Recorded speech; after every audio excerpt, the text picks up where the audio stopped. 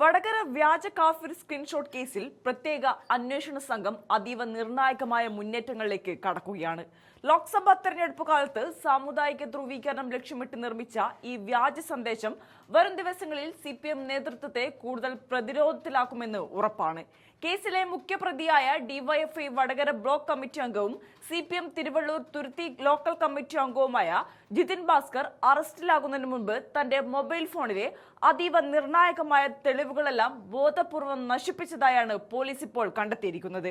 DYFI നേതാവായ റിബേഷ് രാമകൃഷ്ണനിലേക്ക് മുൻപ് police അന്വേഷണം നീളുകയും അദ്ദേഹത്തെ ചോദ്യം ചെയ്യുകയും ചെയ്തതോടെയാണ് അടുത്ത ഊഴം തന്റേതാണെന്ന് ജിതിൻ മുൻകൂട്ടി ഉറപ്പിച്ചത്.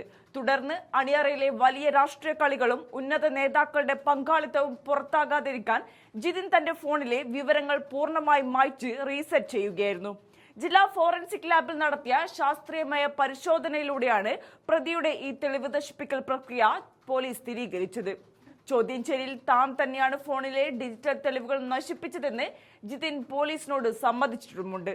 പാർട്ടിക്ക് വേണ്ടിയും ഇടത് സൈബർ ഇടങ്ങളിലും എന്തും ചെയ്യാൻ മടിക്കാത്ത ഒരു സജീവ സൈബർ പോരാളിയാണ് ജിതിൻ അറിയപ്പെടുന്നത്. നിലവിൽ ജയിലിൽ കഴിയുന്ന ജിതിൻ ഭാസ്കർ സമർപ്പിച്ച ജാമ്യാപേക്ഷ നാളെ വടകര കോടതി പരിഗണിക്കാനിരിക്കുകയാണ്. അതിനിടെ CPMലെയും DYFIലെയും ഉന്നതരായ വമ്പന്മാരെ നിയമ നടപടികളിൽ നിന്നും സംരക്ഷിക്കുന്നതിനായി വ്യാജ സ്ക്രീൻഷോട്ട് നിർമ്മിച്ചതിന്റെ മുഴുവൻ കുറ്റവും ജിതിൻ തന്നെ ഏറ്റെടുത്തേക്കുമെന്ന ശക്തമായ സൂചനകളും രാഷ്ട്രീയ കേന്ദ്രങ്ങളിൽ നിന്ന് പുറത്തുവരുന്നുണ്ട്. കേരളത്തിന്റെ ടീച്ചറമ്മ എന്ന ഇടതു നേതാക്കൾ വിളിച്ചിരുന്ന KK ശൈലജയ്ക്ക് ജയിക്കാനായിരുന്നു കടത്തനാടിന്റെ മണ്ണിൽ ഇത്തരത്തിൽ വൃത്തികെട്ട കളി കളിച്ചത്.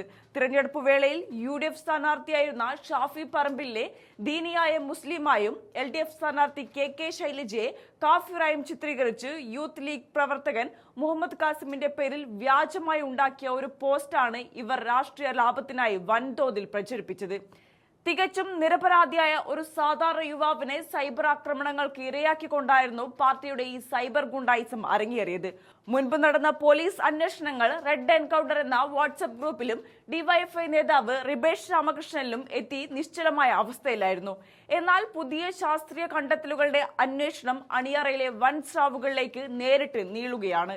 പാർട്ടിയുടെ സജീവ സൈബർ പോരാളിയും പ്രാദേശിക ജനപ്രതിനിധിയുമായ നേതാവ് തന്നെ കേസിൽ നേരിട്ട് പ്രതിയായതോടെ CPM നേതൃത്വം വലിയ രാഷ്ട്രീയ പ്രതിരോധത്തിലാണ്. തിരഞ്ഞെടുപ്പ് കാലത്ത് തങ്ങൾ ഉയർത്തിപ്പിടിച്ച വർഗീയ വിരുദ്ധ വികാരവും ആരോപണങ്ങളും സ്വന്തം അണികൾ തന്നെ കെട്ടിച്ചമച്ച ഒരു നാടകമായിരുന്നു എന്ന് തെളിഞ്ഞത് പാർട്ടിയെ രാഷ്ട്രീയമായി വല്ലാതെ വെട്ടിലാക്കുന്നുണ്ട്. വരും ദിവസങ്ങളിൽ കൂടുതൽ സൈബർ സഖാക്കളിലേക്ക് അന്വേഷണത്തിന്റെ വലയങ്ങൾ നീളുമെന്നാണ് സൂചനകൾ വ്യക്തമാക്കുന്നത്.